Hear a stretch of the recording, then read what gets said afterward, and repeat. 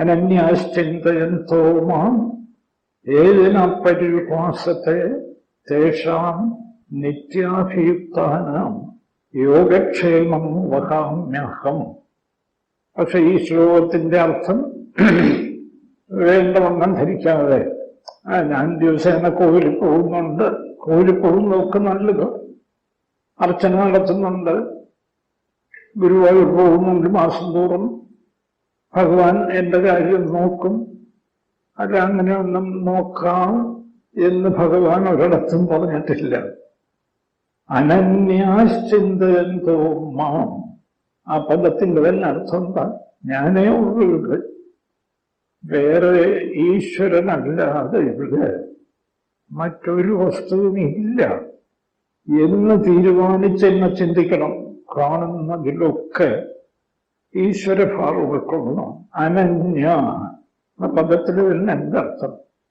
ഏതിനാ പര്യുപാസത്തെ, ആരൊക്കെയാണോ എന്നെ ചുറ്റും കണ്ട് ഉപാസിക്കുന്നത്, എവിടെ നോക്കിയാലും ഭഗവാൻ, തേഷാം നിത്യാഭിയുക്താനാം, അതും വല്ലപ്പോഴും പോരാ, എപ്പോഴും ഭഗവാനെ മറക്കുന്ന നിമിഷമേ ഇല്ല.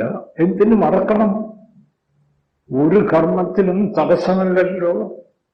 ഏത് കർമ്മവും ഭഗവാനെ ഓർമ്മിച്ച്, ബ്രഹ്മത്തെ ഓർമ്മിച്ച് ബ്രഹ്മയജ്ഞമായി ചെയ്യണം എന്നല്ലേ ഭഗവാൻ ഗീതയിൽ തന്നെ അഭിപ്രായപ്പെടുന്നത്. അപ്പൊ എന്തിനു മറക്കണം? അങ്ങനെ തേഷാം നിത്യാഭിയുക്താനാം യോഗക്ഷേമം വഹാമ്യഹം. സത്യം ഒന്നേ ഉള്ളൂ, ബോധസ്വരൂപമായ ഒരു ബ്രഹ്മം സർവത്ര നിറഞ്ഞ നിശ്ചലമായി നിൽക്കുന്നു. ഈ ചഞ്ചലമായി കാണുന്ന സർവവും അതിലെ വെറും ഇന്ദ്രജാലം, ഗന്ധർവ നഗരം പോലെ ഒരു പ്രപഞ്ചം. ഇതെന്തിൽ നിന്നോ എവിടുന്നോ ആർക്കും ഒരു നിശ്ചയവുമില്ല.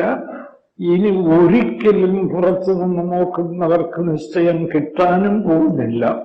എവിടെ പോയാലും അക്കാര്യത്തിലൊന്നും സംശയമേ വേണ്ട. പക്ഷെ ഈ സത്യം അറിയൂ, ഇവിടെ ഇങ്ങനെ ഒരു സത്യമുണ്ട്, ബോധസ്വരൂപമായ ഒരു സത്യം. അത് യുക്തിക്ക് പിടികിട്ടും. ഏതുണ്ടെങ്കിലും ഈ അനന്തകോടി ബ്രഹ്മാണ്ടങ്ങൾ ചുറ്റിക്കറങ്ങും, ഏതില്ലെങ്കിൽ ചുറ്റിക്കറങ്ങില്ല ബോധം. ഇതാർക്കാ പിടികിട്ടാത്തത്? ബോധം എന്ന രണ്ടക്ഷരത്തിൽപ്പെടുന്ന വസ്തു. ബോധം ബോധം എന്നൊക്കെ ഇങ്ങനെ ആവർത്തിച്ചാലോ സാറേ, പിന്നെ എന്താ ആവർത്തിക്കേണ്ടത്? ആ രണ്ടക്ഷരം ഉൾക്കൊള്ളുന്ന വസ്തു ഉണ്ട്, ഞാനുണ്ട്, ഈ പ്രപഞ്ചമുണ്ട് എന്നനുഭവിക്കാൻ കഴിയുന്ന ഒരേ ഒരു വസ്തു. രണ്ടാമതൊരു വസ്തു ഇല്ല. ആ രണ്ടക്ഷരത്തിൽപ്പെടുന്ന വസ്തു ഇല്ലെന്ന് വെക്കുക, ഇവിടെ ഒരു പ്രപഞ്ചവുമില്ല, എല്ലാം തീർന്നു. അതുകൊണ്ട് ഈ കാണുന്നതൊക്കെ ബോധം തന്നെ. ഈ സത്യം നല്ലവണ്ണം എത്ര വേണോ ആലോചിച്ചുള്ള, ആരുമായിട്ടൊക്കെ വേണം ചർച്ച ചെയ്ത് നോക്കുക. ഇതിനെതിരായി എന്തെങ്കിലും യുക്തി കണ്ടുപിടിക്കാൻ പറ്റുമെങ്കിൽ ആചാര്യസ്വാമികളും മറ്റും പെരുമ്പറ അടിച്ച് ഘോഷിച്ച്, അല്ലാതെ ഞാൻ പറയുന്നതല്ല, വെല്ലുവിളിക്കുകയാണ്. ആരുണ്ട് ഈ സത്യത്തെ അന്യഥാകരിക്കാൻ കഴിയുന്ന ആരുണ്ട്? ഘടകുണ്യാദികം സർവം മൃത്തികാ മാത്രമേവ ഹി തദ്ബ്രഹ്മജഗത് സർവം ഇതി വേദാന്തഡിണ്ടിമ.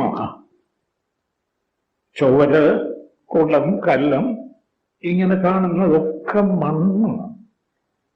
പിന്നെന്താ അവ ഇങ്ങനെ പലതായി കാണുന്നത്? അത് മണ്ണിലൊരു രൂപം, ഒരു പേര്. രൂപവും പേരും പുതിയ വസ്തു ഉണ്ടാക്കുന്നില്ല.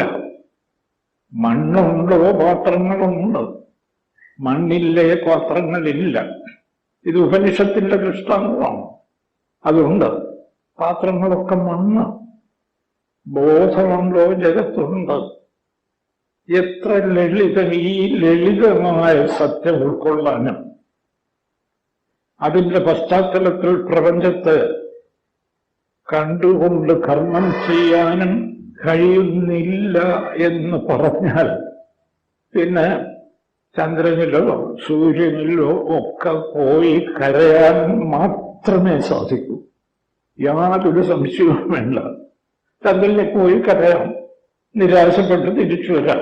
പോകുന്നതിലൊന്നും വിരോധമില്ല, നിശ്ചയമായിട്ടും പോകണം. അതൊക്കെ നമ്മളെ കളി. ഒരാൾ പോകുന്നതിനെ കുറിച്ചൊന്നും വേദാന്തം ഒരിക്കലും മോശമായിട്ട് പറയില്ല. പക്ഷെ നിങ്ങൾ ഈ സത്യം അറിഞ്ഞ് സന്തോഷത്തോടു കൂടി പോകൂ. ഇതാ മരിക്കാൻ കിടക്കുന്ന ഭീഷ്മർ ശരസേനത്തിൽ കിടക്കുക, അതിസതീവ സന്തുഷ്ടൻ. പരമബുദ്ധന്റെ എന്റെ കണ്ണിൽ കണ്ണീരൊന്നുമില്ല. പക്ഷേ നിങ്ങളൊരു കാര്യം ചെയ്യൂ, ഇതാണ് വസ്തുസ്ഥിതി. അപ്പൊ ഈ വസ്തുസ്ഥിതി അറിഞ്ഞിട്ട് എന്ത് ചെയ്യണം? തസ്മാത് ഇദം ദൈവതന്ത്രം വ്യവസ്യ ഭരതർഷഭ. ഈ ഒറ്റ ശ്ലോകം ഓർമ്മിക്കുക. അതുകൊണ്ട് ധർമ്മബുദ്ധന്റെ ഈ ജഗത്ത് നിങ്ങളുടെ ആരുടെയും കയ്യിലല്ല, ഒരു ശാസ്ത്രജ്ഞന്റെയും കയ്യിലല്ല. ഈ ജഗത്ത് ദൈവതന്ത്രമാണ്, ദൈവത്തിന് അധീനം. തന്ത്രം എന്ന് വെച്ചാൽ അധീനം, ദൈവത്തിന് അധീനമാണ്. ദൈവം എന്ന് പറഞ്ഞാൽ ആ ബോധസത്ത തന്നെ.